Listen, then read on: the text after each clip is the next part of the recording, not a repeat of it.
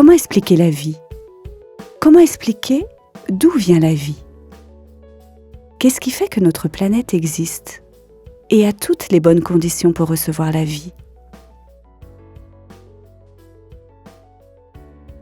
Qu'est-ce qui fait qu'une petite graine devient avec un peu d'eau une grande plante?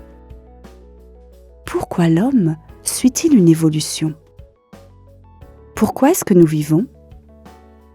Qu'est-ce qui fait que chaque être humain est différent physiquement, qu'il pense différemment, qu'il fait des choses différentes des autres? Où s'en va la vie et l'esprit d'une personne lorsqu'elle meurt? Toutes ces questions sont des mystères pour l'homme.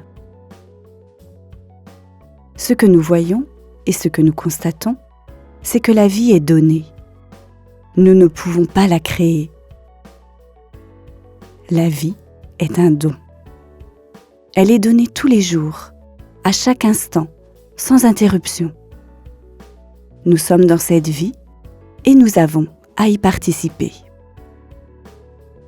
Mais si cette vie est donnée, par qui est-elle donnée? Y a-t-il quelqu'un derrière tout cela? Quelqu'un qui donne?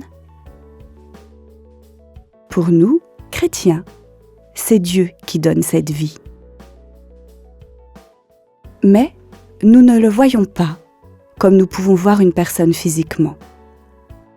Il est présent d'une autre manière. Mais comment?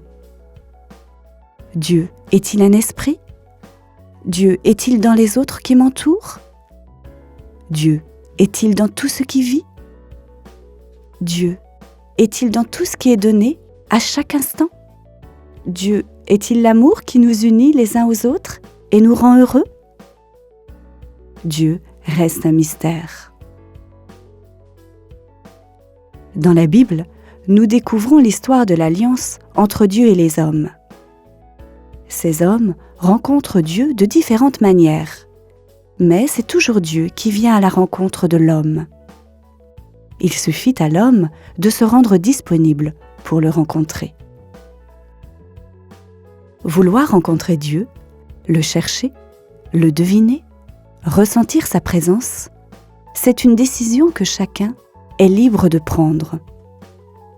C'est chacun qui, dans sa vie, fait le choix de rencontrer Dieu ou non.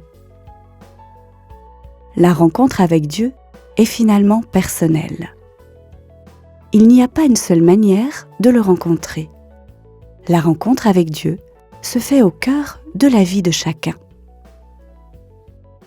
En lisant la Bible, au travers d'une musique, d'un moment calme, devant un magnifique paysage, avec les autres croyants, par les sacrements, au travers de rencontres, dans la réalisation d'un geste de partage, au travers de témoignages de personnes qui souffrent et qui sont courageuses et fortes. Nous faisons l'expérience des signes donnés par Dieu.